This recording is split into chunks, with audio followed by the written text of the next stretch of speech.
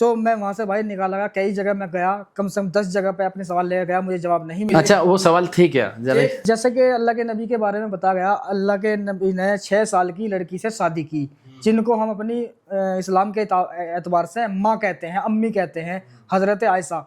उनकी उम्र 6 साल की उम्र में शादी हुई और 9 साल की उम्र में उनके साथ संबंध बना गया जी। वो 53-54 साल के लगभग थे और उनकी 6 साल की उम्र थी। तो ये अजीब लगा कि यार नॉर्मल सी बात है, अगर चलो उस टाइम पे हुआ भी है, तो अगर आज के टाइम में अगर कोई मुसलमान से कहा जाए कि भाई तेरी 6 साल की लड़की है और ये आदमी है, बहुत अच्छा है, नेक है, बहुत ही पैसा है इसके पास, या पैसा भी ना हो और इस्लाम की मोहब्बत के हिसाब से ये बहुत अच्छा इंसान है, नेक इंसान है, अल्लाह को बहुत इबादत करता है, तू अपनी लड़की की शादी इससे कर दे। तो आज क्या प्राकृतिक तौर पर या शारीरिक तौर पर ये प्रैक्टिस मतलब प्रैक्टिकली पॉसिबल नहीं है बिल्कुल भी।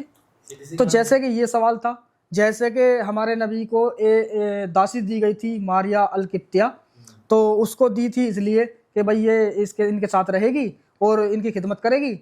लेकिन वहाँ पे क्या लिखा हुआ है, लिखा हुआ बता रहा हूँ जी, वहाँ पे लिखा हुआ ये है हदीस में कि आप सल्लल्लाहु अलैहि वसल्लम उनके साथ संबंध बना रहे हैं बिना निकाह के, बिना निकाह के, हराम काम बिना निकाह के कर रहे हैं। मैं ये मेरे सवाल नहीं है, ये लिखा हुआ है किताबों में। और मैं सवाल पूछता हूँ आलिमों से कि जो मैं बता रहा हूँ उनका सही से सुन लें और फिर उसका जवाब निकालना है खुद ही किताबों में क्या है। और मारिया कित्या के साथ संबंध बनाए, बिना निकाह के बेटा पैदा हुआ इब्राहिम नाम का, और वो कुछ साल के बाद या कुछ महीनों के बाद वो ख़त्म हो गया, 2 साल में मर गया वो। यानी फिर उनको आज़ादी मिली, बेटा होने के बाद उनको आज़ाद कर दिया गया। तो ये चीज़ थी मेरी एक। कुछ हज़रत सफ़िया है, अल्लाह के नबी की बीवी हैं, उनको जंग में जीता गया, उनके परिवार को मारा गया, पूरे परिवार को। अल तबरी और एक किताब है अल तबरी और अल तबकात, इनमें इसका पूरा किस्सा मिल जाएगा।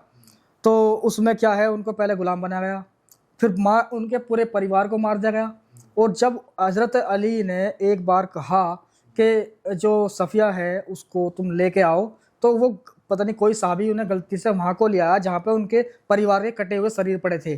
वो उनके देखने के बाद वो चिल्लाने लगी, हज़रत सफ़िया जो है चिल्लाने लगी। कोई भी चिल्लाएगा कि जिसके परिवार का सब कुछ मर चुके हैं, उनको चिल्लाने लगी। तो फिर उमर ने कहा कि अब तू ये गलत किया कि तू इधर को नहीं लाना था इसको, चलो ले आया। तो फिर वापस वहाँ पे खड़ा कर दिया जहाँ पे गुलाम औरतें और भी थी, वहाँ पे खड़ा किया गया।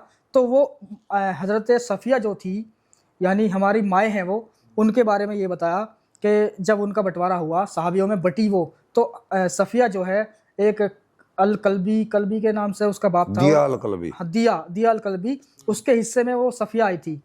तो जब वो खूबसूरत भी थी और एक बड़े ख़ानदान की, ऊंचे आदमी की बेटी भी थी, तो ये 2 अच्छे उनके अंदर वे थी बातें। तो एक साहबी ने बताया नबी को आके कि अल्लाह के रसूल, जो सफ़िया है, ये जो तो आपने उसको दी है, ये आपको मिलनी चाहिए क्योंकि ये खूबसूरत है। ऐसे नहीं बताया, ऐसे बताया था कि हजूर साहब क्योंकि असली माल तो दिया चला गया हो तो आपके लायक था। वो सही है।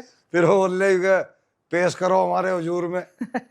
वो जब उन्होंने देखा सफिया को, तो यार इतनी खूबसूरत, कहने लगे भाई दिया को बोल कि भाई तू जा, ये तो अपनी होगी अब। तो उसी रात को उनके साथ संबंध बनाए बिना निकाह के। और फिर ये बात बताई गई कि अगर सुबह को सफिया और मोहम्मद साहब जो है, अगर सफिया पर्दे से निकलती है तो माना जाएगा इनका निकाह हो गया, और अगर बेपर्दा निकलती है तो उनकी वो गुलाम ही है। तो ये क्या बात हुई यार, हमने तो सुना है कि 2 गवाहों के दरमियान निकाह होता है या कोई गवाह होता है निकाह का, वली, हाँ वली जो बोला जाता है, यानी कि गवाह होने जरूरी हैं निकाह के लिए। जबकि वहाँ पे उन्होंने उसी रात संबंध बनाए खेमे के अंदर।